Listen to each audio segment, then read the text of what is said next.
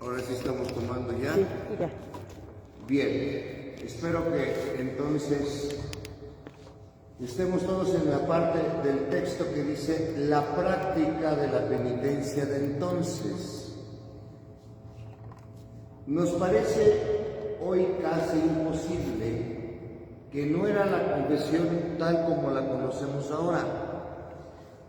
La confesión de ahora es muchas veces cara a cara o por la rejilla, con un confesionario. Ha tenido un proceso evolutivo. Considerando este proceso evolutivo, vamos a ver un poco la historia, porque recordemos, también esto es válido que lo sepamos, como había el bautizo de adultos y el bautismo tiene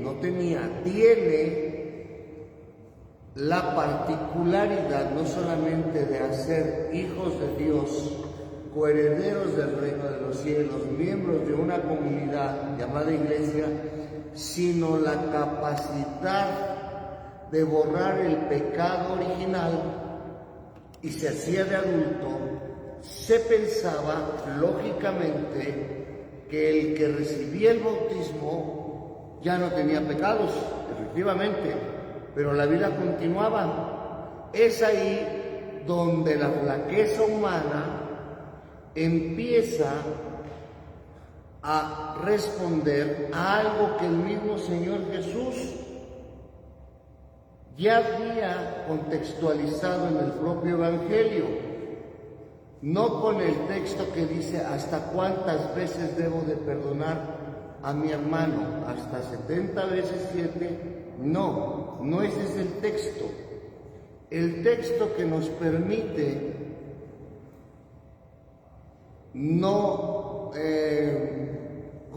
justificar, esa es la palabra, no justificar el desarrollo del sacramento de la confesión o reconciliación, que ahora sí se llama, es el texto donde aparece: a ustedes se les da la capacidad de perdonar los pecados, porque Jesús sabía ya de antemano que el hombre es limitado y hay pecados que después han recibido ya una división entre los pecados leves y el pecado mortal. Después quiero hacer una diferencia de los 7 pecados capitales, porque yo no sé quién les mostró a ustedes cuando se confiesan que decir que cumplen pecados capitales cuando no llegan ni siquiera al municipio, valga la expresión, porque un pecado capital cuando se tiene es causa de salir de la iglesia. Primero, yo no excomulgo como ministro, sino que se sale de la iglesia por el cometido del pecado, y también por todo aquello que significa la repetición de un acto que va en contra de Dios, en contra del ser humano, en contra de mi propia naturaleza. Quiero entonces hacer este contexto muy necesario para que ustedes lo sepan. Bien, dice entonces, no era la confesión tal como la hacemos ahora. Los pecados exigían penitencia pública. Fíjense que esto nos lleva a un aspecto que muchas veces nosotros tenemos frases que en ocasiones distan de lo que era la exigencia de la iglesia en sus orígenes. La ropa sucia se lava en casa, decimos. Sí, hay un texto también que nos puede iluminar. Cuando algún hermano tuyo está en un error, llámalo aparte, llama la atención de él. Si tu hermano no te hace caso, llama a otro o a otros 2 testigos Si tu hermano no te hace caso, llama a la comunidad. Y si la comunidad a la comunidad tampoco hace caso, date vuelta y retírate del hermano. ¿Se acuerdan de ese texto bíblico? En este sentido, hay que tener la recta interpretación y el sentido de cada uno de ellos. Yo no soy nadie para condenar. Como ministro del perdón de Dios o administrador del sacramento, yo tengo el juicio sobre el pecado, no sobre el pecador. Eso es diferente. Si la esencia de Dios es el amor, Dios no puede tener odio o un sentido de venganza contra quien se arrepiente dignamente, voluntariamente y va y confiesa sus pecados. Pero Padre, hay de pecados a pecados. Sí, efectivamente. Pero el único pecado, según la Escritura, que no se perdona, es el pecado contra el Espíritu Santo. Y pocas veces hablamos sobre qué tipo de pecado es. Si en la Trinidad estamos hablando de un solo Dios verdadero, Dios Padre que crea, Dios Hijo que salva, Dios Espíritu Santo que santifica, ir contra el Espíritu Santo es ir contra la esencia de Dios, que es el amor. Y eso hay que tenerlo muy en presente para no ir en contra del amor de Dios. Y les voy a decir que en ocasiones ir contra el amor de Dios es cuando aquellas personas siguen confesando el mismo pecado que confesaron hace 7 años y parece que en lugar del arrepentimiento todavía se jactan en decirlo y dudan del amor y la misericordia de Dios. No entiendo, Padre. Muy sencillo. Voy a poner un ejemplo. Un pecado grandote. Voy a poner el pecado que casi no cometen los hombres aquí en México. Infidelidad.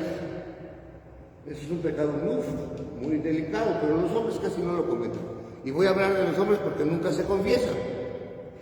¿De acuerdo? Entonces vienen con un sacerdote y les dice: Padre, yo me acuso de que fui infiel con mi mujer. Bueno, pues deja esa relación, etcétera, en fin. Perfecto.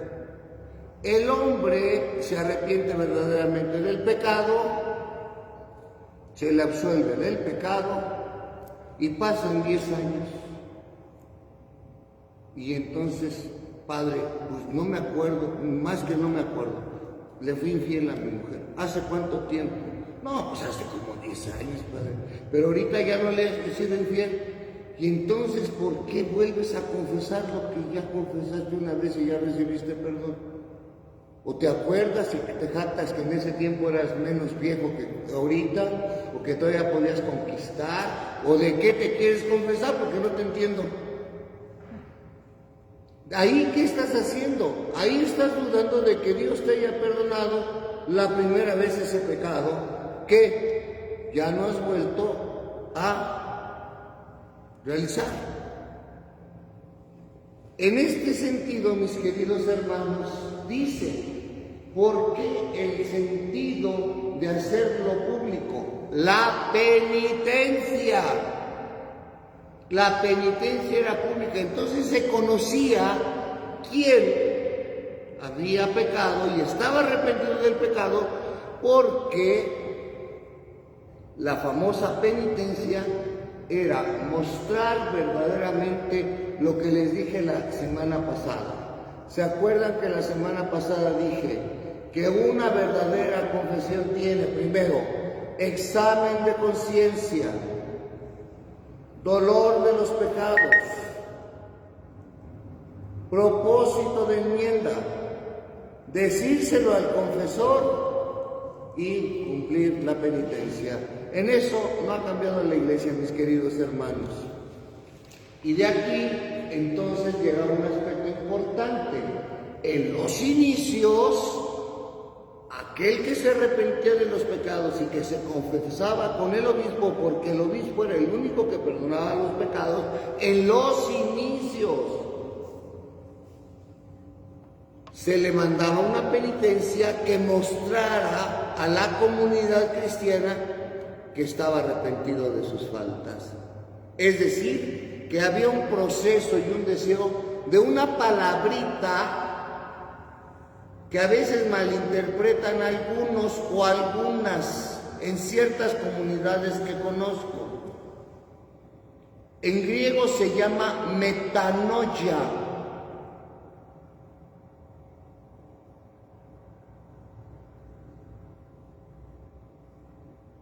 La metanoia es volver al origen divino,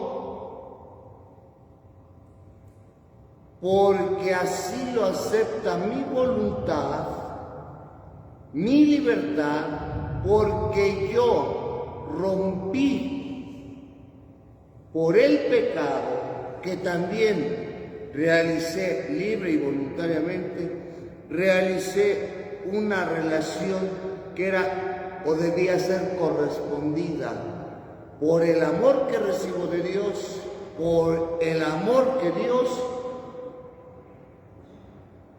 no es que necesite, desea que yo viva para Él. Metanoia es un proceso largo,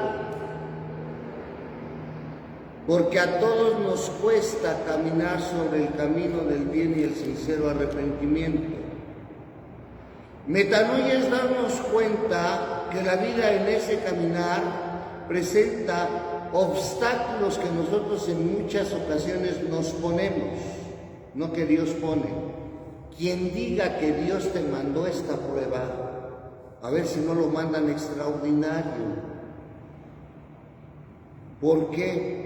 Dios nunca manda pruebas.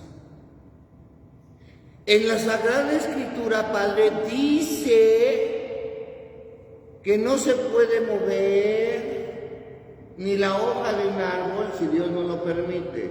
Sí, a ver, hijito, también dice la Escritura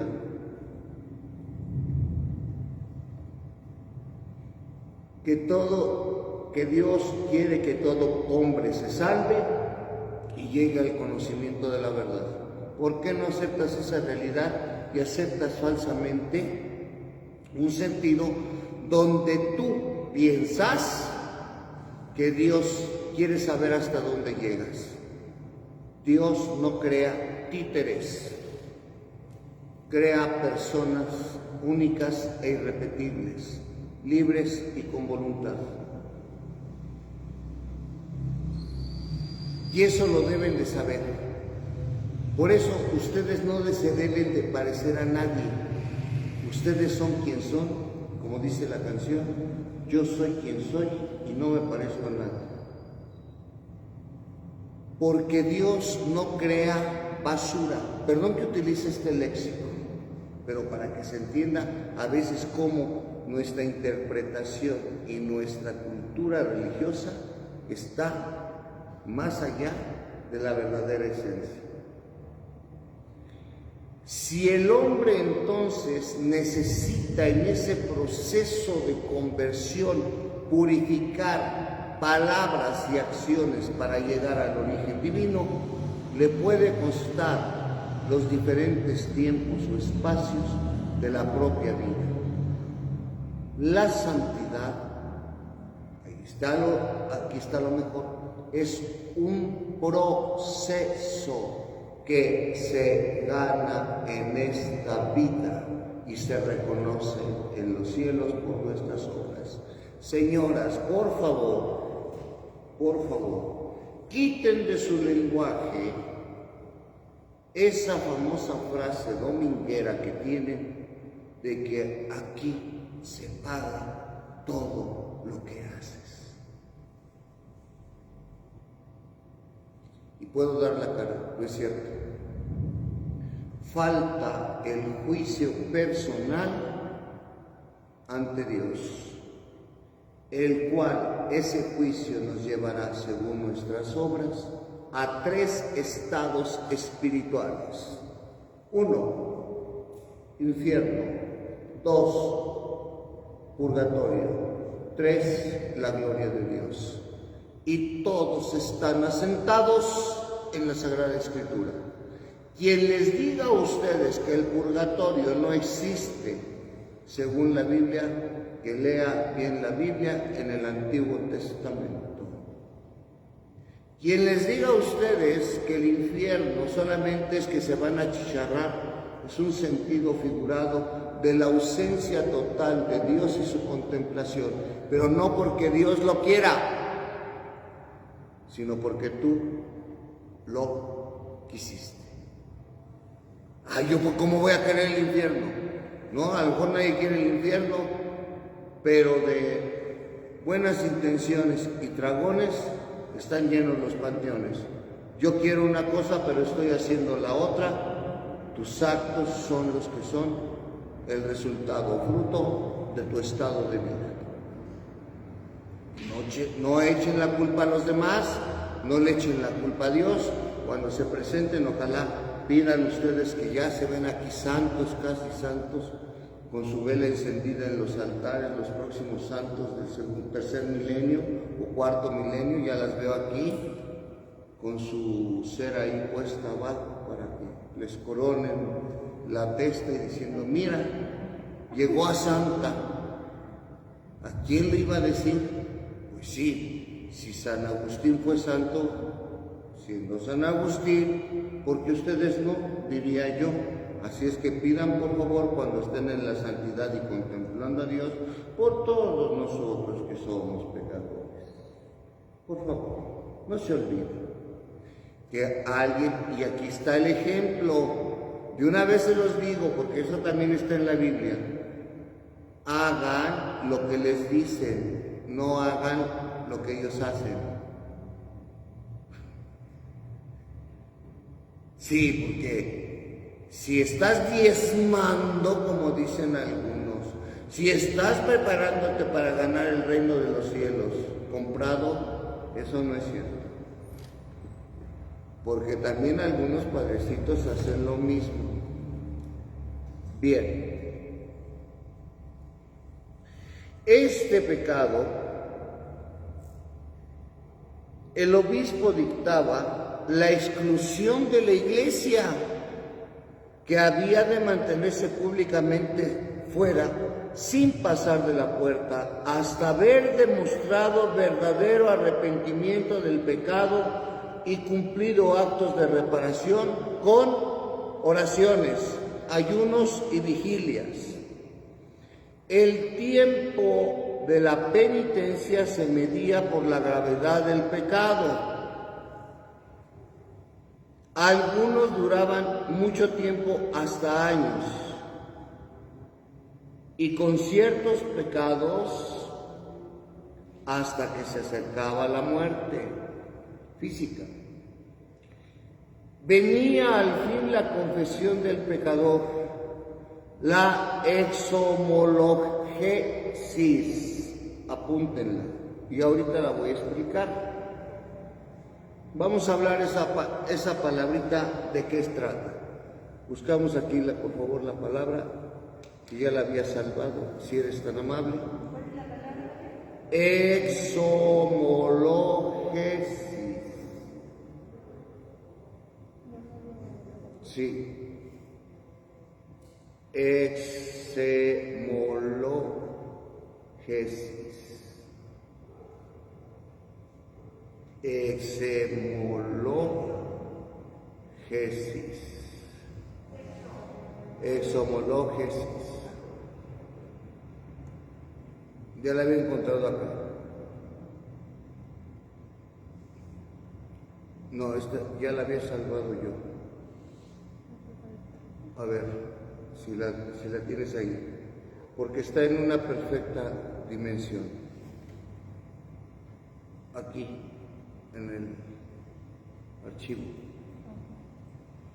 ¿Documentos? ¿Sí? Sí.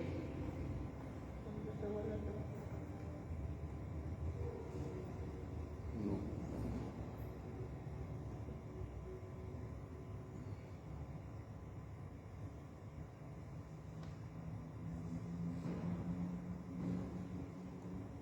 Exhemológesis, ¿no está? Y yo la acabo de salvar. Historia de la iglesia.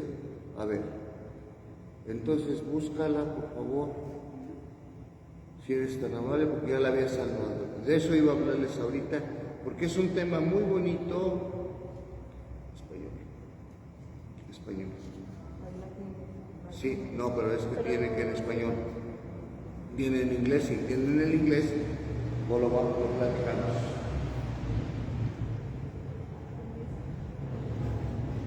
Miren, esta palabra, ¿y cuándo se da? Exo quiere decir salida.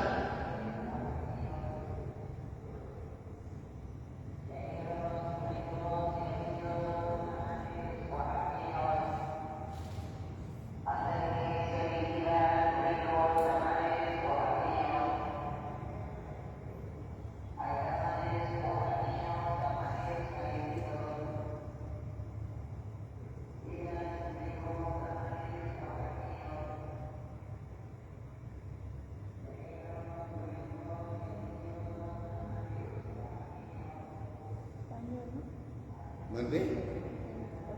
Sí.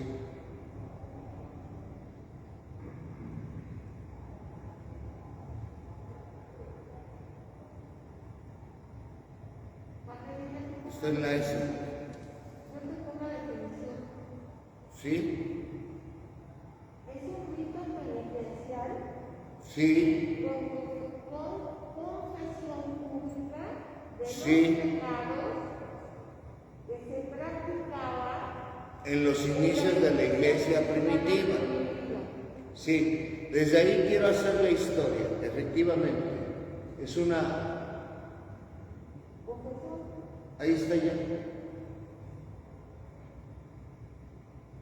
Ahí la tienes, definición de exhomológesis. Un rito penitencial con confesión pública de pecado. Ahí la tienes. Ahí le puedes pulsar. Aquí. Definición. Miren, ese es. Hazla hacia abajo, por favor. Más abajo. Pero no viene en español. No estaba en español.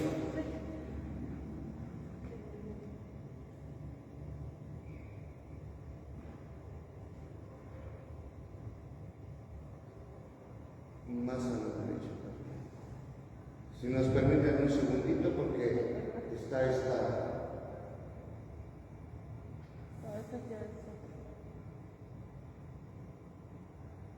Esta confesión quiero tomarla desde el principio, como nos decía nuestro hermano. Primero era una confesión pública. ¿Qué significaba en ese momento la confesión pública? No es que la gente se enterara de mis pecados, sino que en un lugar público, que eran las plazas principales de los pueblos, el obispo se sentaba, porque era el único, repito, el único ministro en la jerarquía que podía absolver los pecados, y entonces escuchaba a cada penitente. Si en un lugar público, acá está, quita todo eso.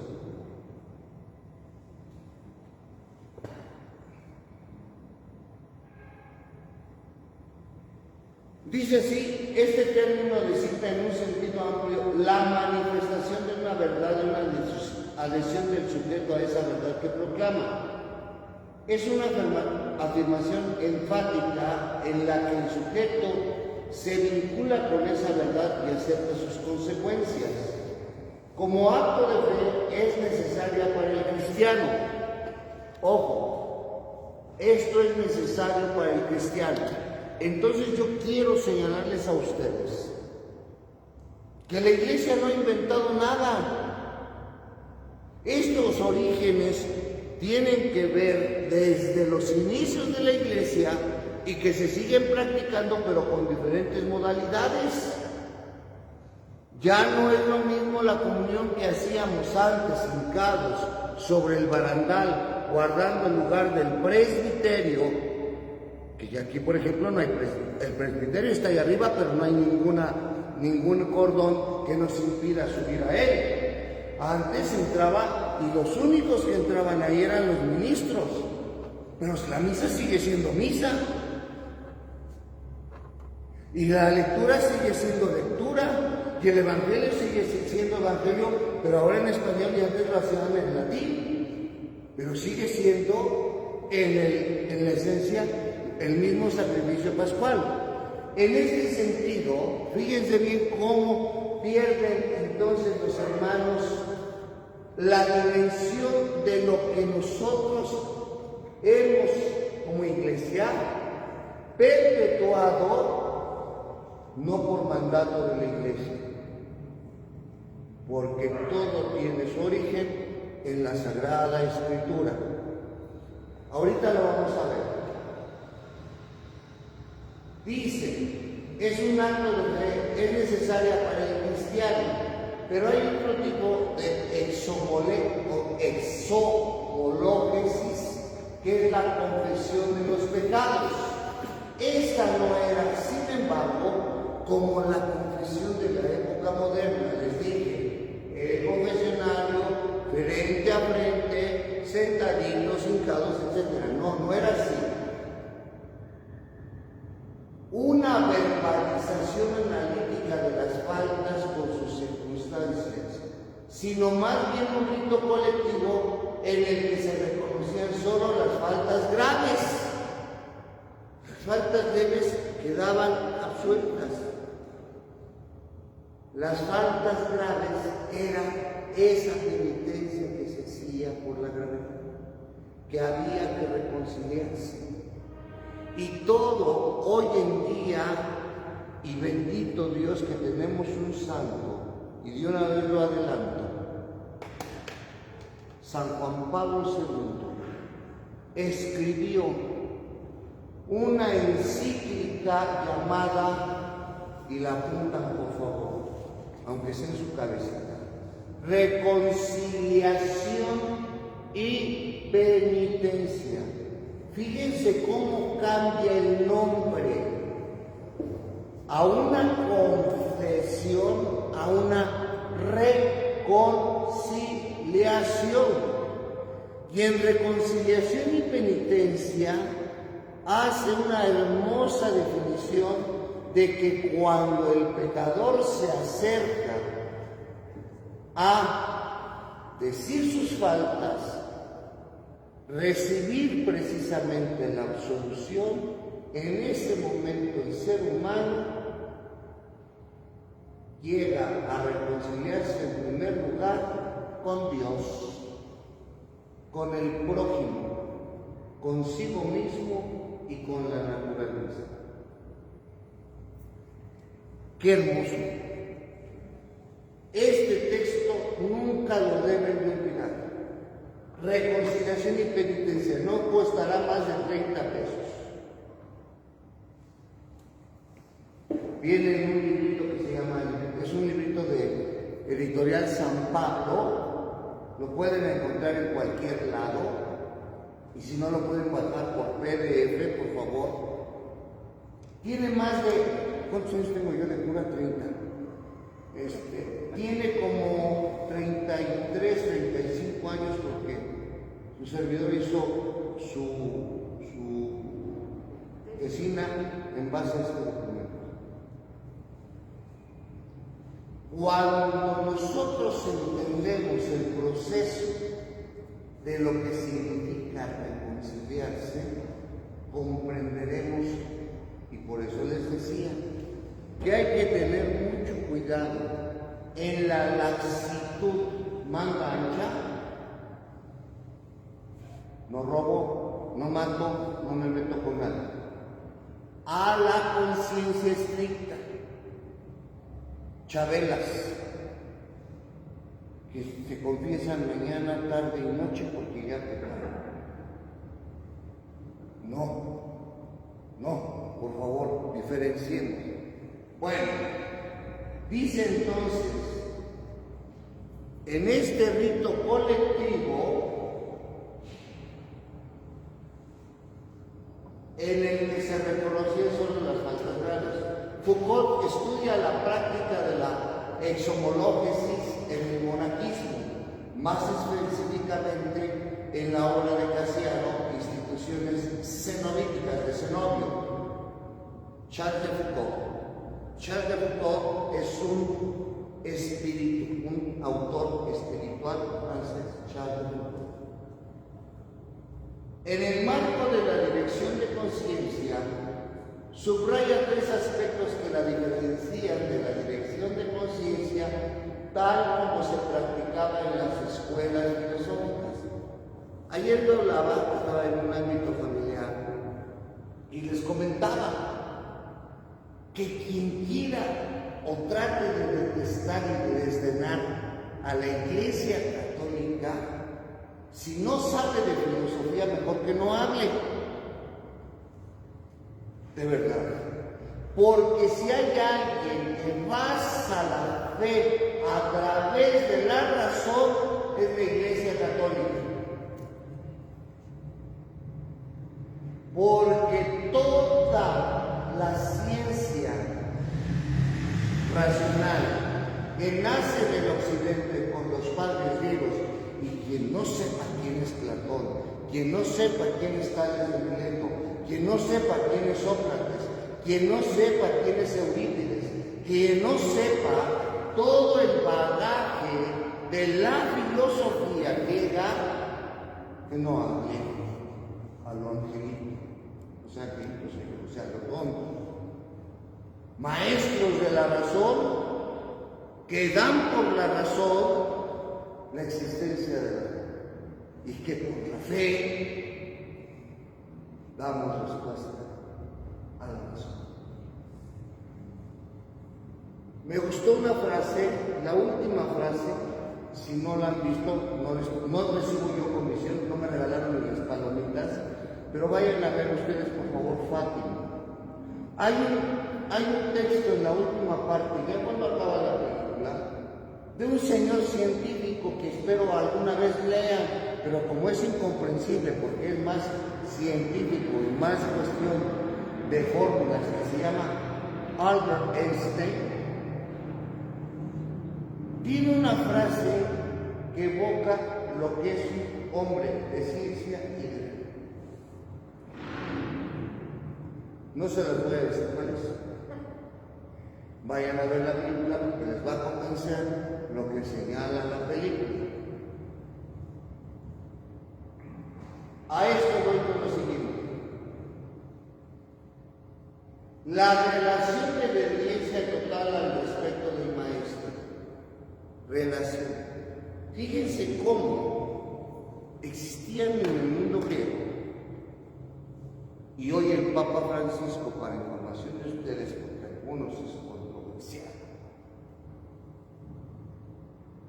desde tiempos del Papa Benedicto XVI, para otros que tampoco les caía bien, porque nunca sonreían, crearon un aerópago.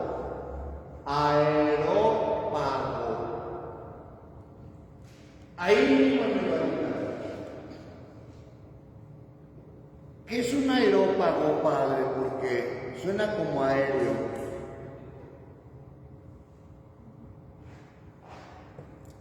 El aerópago es una sala donde se reúnen diferentes pensamientos, pensadores en este sentido, para discutir un punto.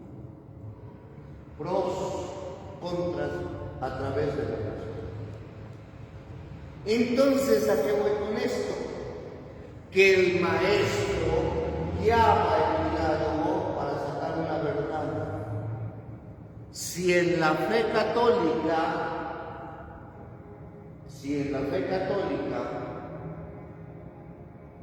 hay una relación estrecha con el que todo lo puede, yo debo de obedecer a este maestro por lo que me enseña.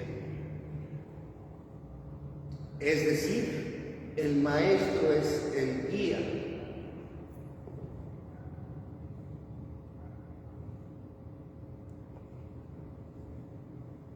No es un maestro. Ahí está. Ahora bien, la manera de conducir el examen de conciencia y la obligación de decir todo al director de conciencia. Por favor, algunos dicen que uno es durito en la confesión. No, señores, no es que sea durito, no es que yo te quiera castigar, es que hay que saberse confesar. Voy a poner, yo no me acuerdo de los pecados de nadie, ni siquiera sé cómo se llaman cuando se acercan ahí. Ave María Purísima, sin pecado concebido. Es un ejemplo, ¿Hace cuánto tiempo que no te confiesas? ¿Por qué es importante preguntarle el tiempo? Porque sé de la última confesión en tiempo qué gravedad puede tener sus pecados o por qué se está acercando, si porque no ha venido en mucho tiempo o en corto tiempo. ¿Por qué es importante preguntar sobre esto? Porque a partir de esto se sabe si se está volviendo una costumbre el pecar, porque después van a venir los pecados. Todavía no pregunté qué pecados tienes. Tengo que imaginarme de la última confesión a este momento que le mueven. Pero ¿por qué se mueven a la confesión? La mayoría.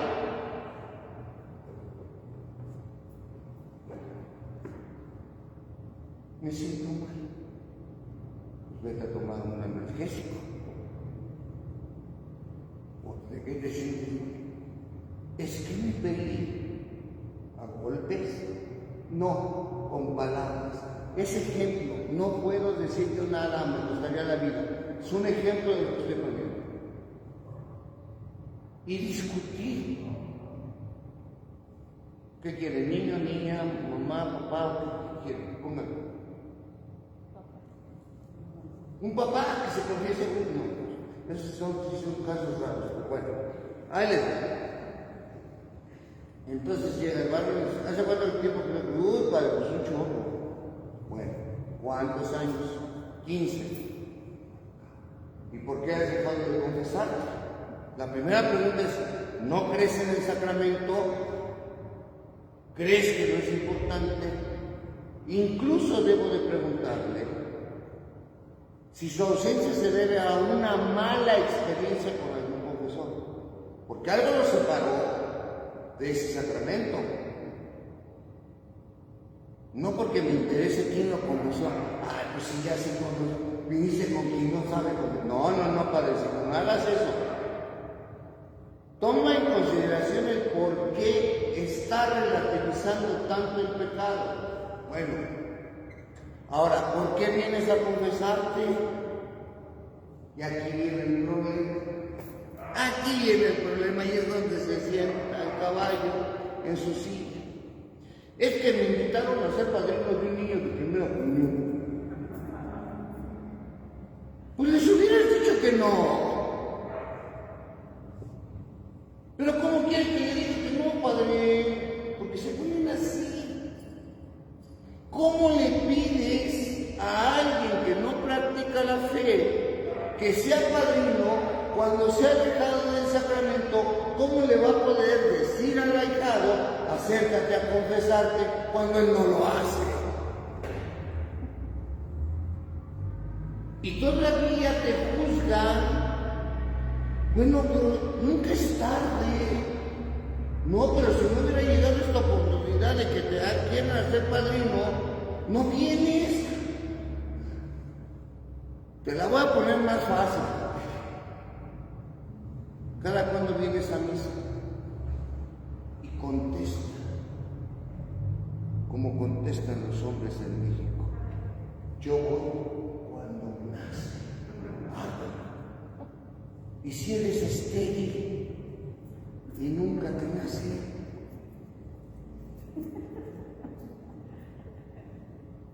sí, porque si voy según cuando me nace, pues sabes que la verdad que qué bueno que nomás fuiste papá de 2 niños, porque nunca te nació volver a hacer un compromiso. Bueno, pero ¿qué? ¿Me va a confesar? Yo tengo el deber y obligación de confesarte. Pero tengo que sacar la verdad. Pero no puedo entrar en la intimidad de tu persona. Yo voy a perdonar tus pecados. ¿De qué te quieres confesar? Estoy entrando en la confesión, fíjense, ya llevo 5 minutos. ¿Cuáles son tus pecados? Todos. ¿Me vienes a presumir o no sabes tampoco cuáles son pecados? Sino, a ver, ¿cómo qué consideras pecado? Y ahí te van los pecados de los hombres.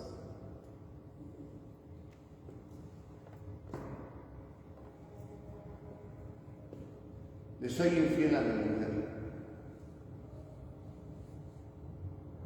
¿Y por qué no mejor, en lugar de hacerla sufrir, la dejas? Porque es la madre de mis hijos. Y si es la madre de tus hijos, ¿por qué no la valoras, hijo de Israel?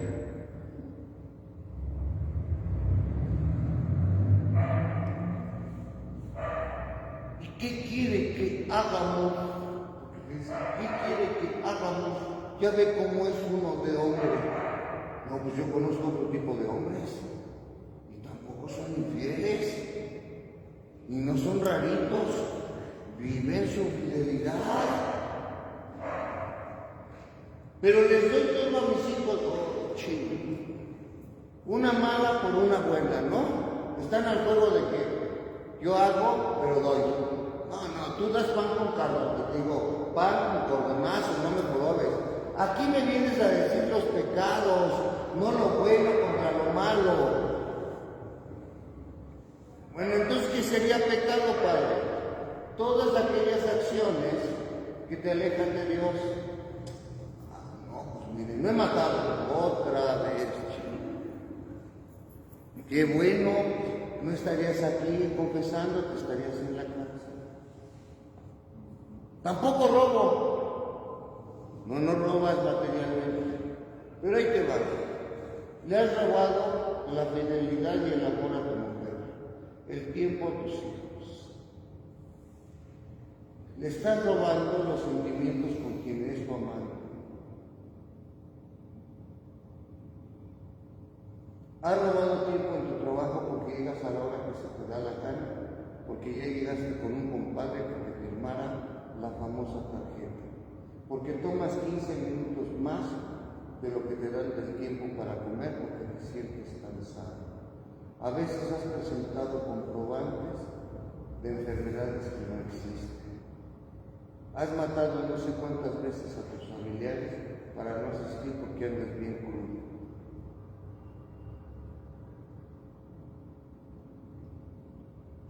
Chale, esa palabrita tan nuestra, chale.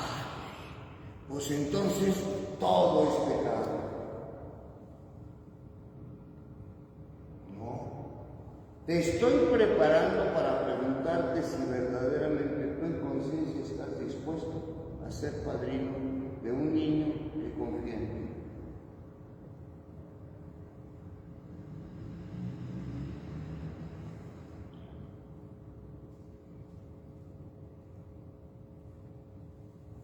Cuando me sacan los pecados capitales, ay, esas viejitas me conmueven tanto. Padre, tengo soberbia. Si tuvieras soberbia, mi reina, no estarías aquí. Se me quedan viendo así como muñeco de ventríloco. La soberbia es un pecado capital que quiere decir que tú no necesitas nada de nadie. Si necesitas el perdón de Dios, dejaste de ser soberbia, mi amor. Porque tú consideras importante estar bien con Dios. ¿Dónde está la soberbia? Como hay puros adultos, otro pecado.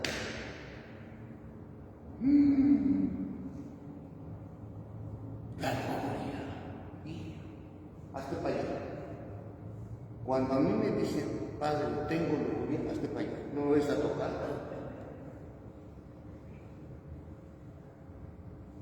O la fornicación, padre. ¿Sabes lo que es eso? Sí. ¿A qué no? A ver, hombre, animal, cosa, sin detenerte. No, tampoco, padre. Entonces no tienes eso. Tu líbido está trabajando de otra manera y está trabajando inadecuadamente. La libido es una sensación interna humana que nos alborota la hormona para que se entienda. Pero eso es muy diferente de la lujuria o a la fornicación. ¿Te vendes o compras? No, tampoco, chale, padre. Eso se llama fornicación. ¿Y sabes por qué es la fornicación o por qué viene esa palabra? Porque en la antigua Roma, en los puentes, para cubrirse del medio ambiente, calor, frío, las muchachas o las señoras que se dedicaban a eso, resguardaban ahí en un forno, que era la mitad. De ahí viene la palabra. Tú. No. Entonces, no.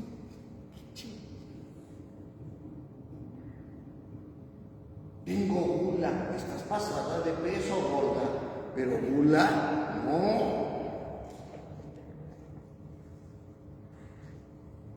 La gula, tiras el alimento, no. Te llevas el alimento a la cama, estás todo el día. No. A lo mejor estás mal hasta de la tiroides, y es la tiroides que te engorda. Pero no, ya lo revisaste, padre, me enojo. Felicidades, qué bueno que no.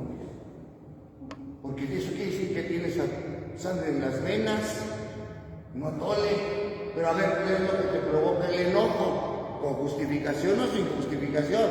Porque hay quien se enoja. Ay, pobres las mujeres, pobres. No estoy vacilando. Oye, son tan temperamentales que a veces se enojan porque les dices que están bonitas y crees que se están burlando de ustedes. Te ves bien linda embarazada. ¿Eso qué quiere decir? Me ves gorda con las estrías. Pero es tu culpa. Oye, no le dices nada, claro, ya no te gusta. Por fin. Te está saliendo la rueda y se te ve bonito. Esa es mancha de los años que me has tenido como tu criatura. Entonces, ¿quién las entiende? Se enojan por eso. Bueno, hay que ver que hay motivos que nos enojan. Si tú le estás diciendo al hijo, levántate. Y eso, ay, voy, ahorita, chale, ma. Llegó un momento que la tercera ya no le dices, ¿te quieres levantar, hijito? Te levantas porque te levantas. Ya son las 12 del día, es increíble. Chale, tengo sueño. Sí, pero ayer a las 3 de la mañana no tenía sueño, infeliz, estabas con el ponchis y hasta perreando.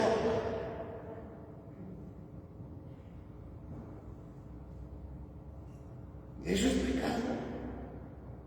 Hay que llevar y conocer verdaderamente cuál es el pecado. Porque hay acciones, ojo, también existe esto, hay acciones tan repetitivas que no nos damos cuenta que sí nos pueden llevar a adicciones o modos de vida que nos hacen muy fuertes ante los demás, pero que nos pueden crear dependencia. Ay, ¿qué tanto es antiguo?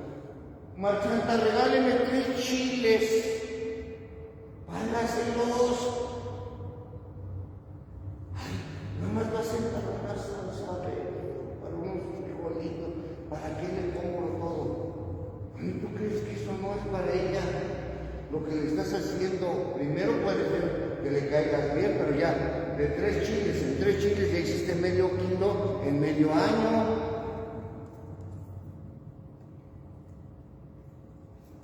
La práctica de la injusticia sí es pecado. Práctica de la injusticia, dije. Porque ¿qué injusticia?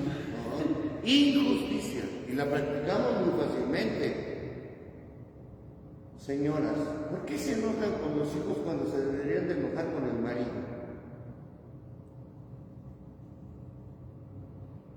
¿No quieren mudas? A ver, pregunto. O ya no se oye, o ya se durmieron. Ahí está. Bien, voy a seguirle, no se preocupen, ustedes están muy lejos de esa pregunta. Bien, entonces dice después, la elección de conciencia, la relación de obediencia, examen y la obligación de decir todo al director de conciencia, los movimientos del alma, los detalles de la vida. Termino entonces con esta exposición de esa palabrita y volvemos al texto, por favor, original. Era una práctica primitiva cristiana de reconocer todo, pero había que conducir porque maestros de espiritualidad, esas señoras y señores que se pasan todos los días rezando pero nunca oran.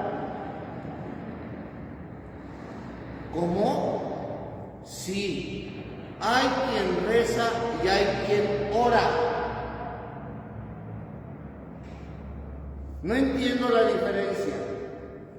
La diferencia entre rezo viene de recitar.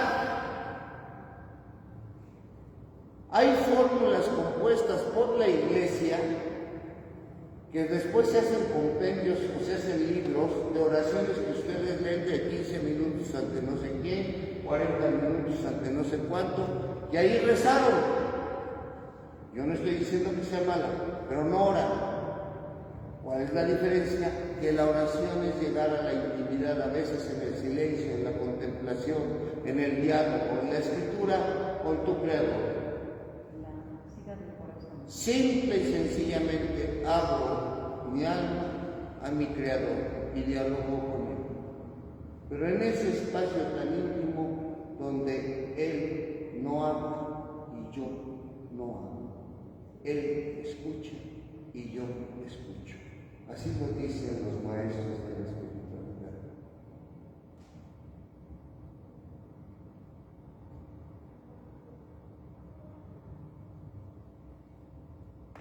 Búscame, por favor, un libro que se llama La oración de la rana. Así se llama el libro, ¿eh? Y con eso voy a terminar porque ya son las 8. La oración de la rana 1. El autor es Anthony de Melo, sacerdote jesuita indio. Y busca en la palabra espiritualidad. Va a salir una rana ahí, en ese libro. Busca espiritualidad. No, en el libro. Hello. A ver, bájale, espérame. Bájale, tu espiritualidad está en la 109. ¿Está? Sí. 109, ¿ya ven? Ya me la sé de nuevo, 109. A ver, fíjense bien esta. Y con eso termino, A ver, espérate. 109. ¿Ya?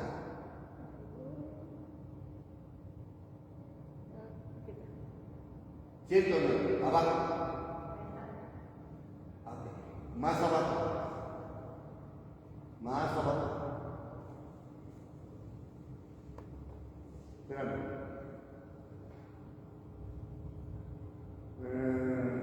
Más abajo.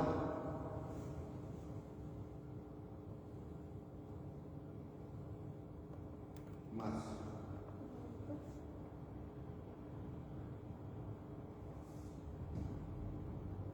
Más abajo. Más, un poquito más.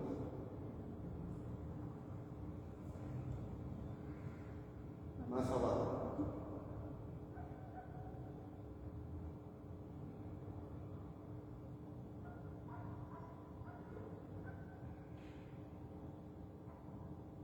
Más.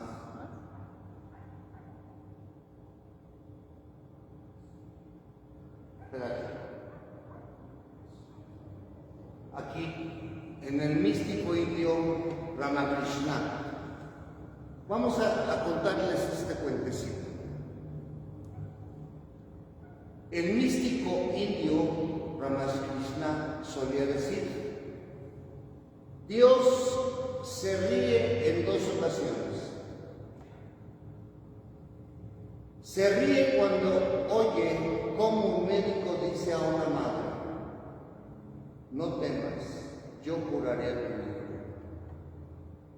Entonces Dios se dice para sí: estoy pensando en llevarme la vida del muchacho y este individuo cree que puede salvar su vida.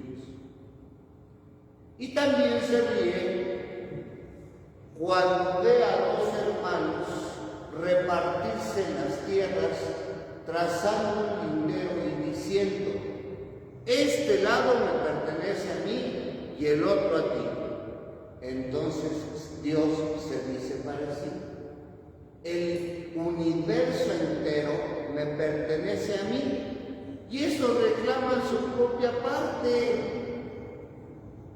Cuando fueron a decirle a un hombre que su casa se la había llevado a la reada, o sea, todo el río, soltó una carcajada y dijo: imposible, aquí tengo la llave de mi casa de bolsillo.